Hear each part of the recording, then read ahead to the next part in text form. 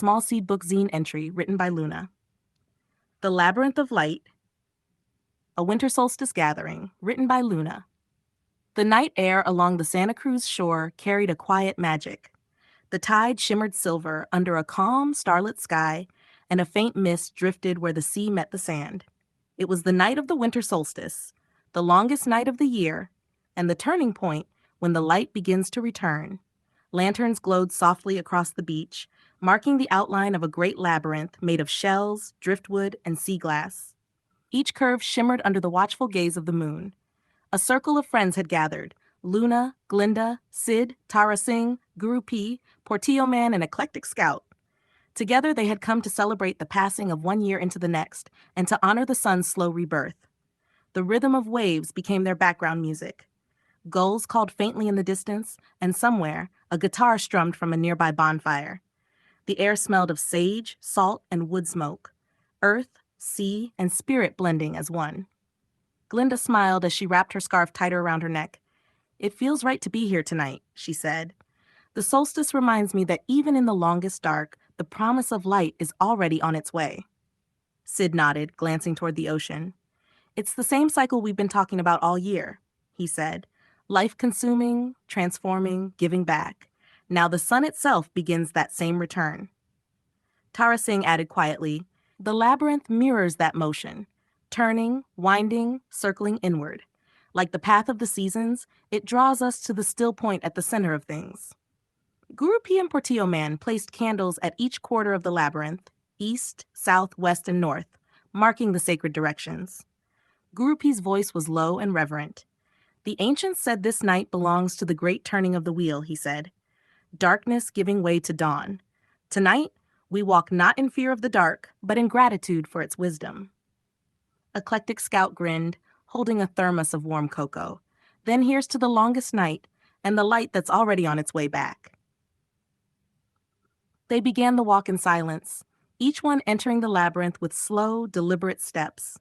The sand was cool beneath their feet. Lantern light shimmered in their eyes. The sound of the surf pulsed like a great heartbeat beside them. As Luna followed the twisting path, she felt something ancient stirring, as if the earth itself was breathing through her soles. Each turn brought her closer to the center, to that place where thought fell away and only presence remained. At the center, the group formed a circle around a single candle flame. The moon glowed above them, and Venus hung low to the horizon, a bright companion in the solstice sky. For a long moment, no one spoke. The silence was not empty, it was full, of gratitude, of release, of something unnamed. Later, as they stood by the fire's warmth, they began to share what they had felt within the labyrinth. Glinda spoke first.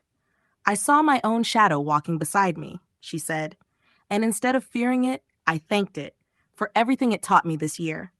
Sid said, "I thought about Dr. Green's words, how the body is the sacred vessel. Every step I took felt like a thank you to the vessel itself for carrying me through another turning of the sun." Tara Singh smiled, eyes gleaming in the firelight. "For me, it was about rhythm, that everything has its time, even rest, even darkness."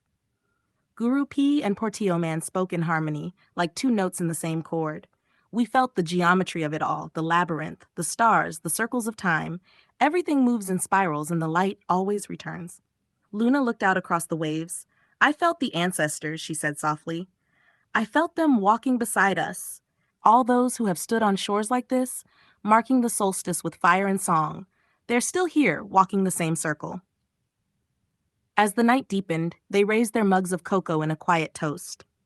"To the returning light," said Eclectic Scout, smiling. "To the year ahead," said Glinda. "To the circle that never ends," said Guru P. "To friendship," said Tara Singh.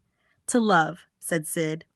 "And to gratitude," said Luna, her voice a whisper carried by the sea breeze. Above them, the moon gleamed brighter than ever, casting a pathway of light across the water. Then, as if summoned by their joy, a pod of dolphins surfaced just beyond the breakers, their sleek bodies glistening silver in the moonlight. They arched and dove as if dancing with the waves themselves. The friends stood together in awe, their laughter mingling with the song of the sea. In that moment, it was impossible to tell where the ocean ended and the stars began. Open quote. The solstice reminds us, Luna later wrote in her notebook that the light never truly leaves. It only waits for our remembering. Each labyrinth we walk is a way home to that remembering. Close quote. The morning after the solstice broke in quiet gold. A thin mist still clung to the sand, and the first rays of sunlight painted the ocean in soft rose and amber. The sea was calm, that rare kind of calm that feels like a deep exhale after the long, dark night. I sat with my journal, wrapped in a blanket, the sound of the waves still slow and rhythmic, like they too were waking from a dream. Somewhere down the beach, a few gulls called out, and I could still smell the faint smoke of last night's fire mingling with salt air. The labyrinth was gone now, its lines erased by the tide, but I could still feel its pattern in me, like a memory imprinted on my heartbeat. Last night keeps replaying in my mind. Our laughter, the glow of candles in the sand, the dolphins cresting in silver light. The circle we made at the labyrinth center, hands linked, hearts full, felt like the true beginning of the year, not an ending at all. Sid's words about the sacred vessel, Tara Singh's insight about rhythm, Glinda's gratitude for the shadow, Guru P and Portillo Man's geometry of light, and Eclectic Scout's smile under the moon. All of it still echoes like a melody I can't quite stop humming. We've walked through so many conversations together this year about the Tao, the fingerprint of God, the cycles of energy, the vessel of life. Each talk felt like a seed planted, and last night, under that returning light, I felt those seeds begin to bloom. Now, as the sun climbs higher, I find myself wondering what this coming year will bring for us all. Maybe more long talks at Santa Cruz coffee roasters, watching the passersby and the gulls overhead. Maybe another moonlit gathering by the cliffs, or a return to New Brighton, where the stars seem to touch the sea. Perhaps we'll finally build that labyrinth of light again next winter. A bigger one that others can walk, so they too can feel what we felt last night, the grace of belonging, the quiet truth that everything is connected. I have a feeling there are more stories to come, more lessons waiting on the breeze, more laughter, more synchronicities, and maybe, if we're lucky, more dolphins at the edge of moonlight. For now, I close my eyes and whisper a small prayer to the new sun, for the health of my friends, for creative sparks to keep flowing, for wisdom, kindness, and a steady heart, for all of us to keep walking the spiral together, hand in hand, through the turning of another year. Open quote, each dawn is another labyrinth, Luna wrote at the bottom of the page, and gratitude is the path that always leads home. Close quote.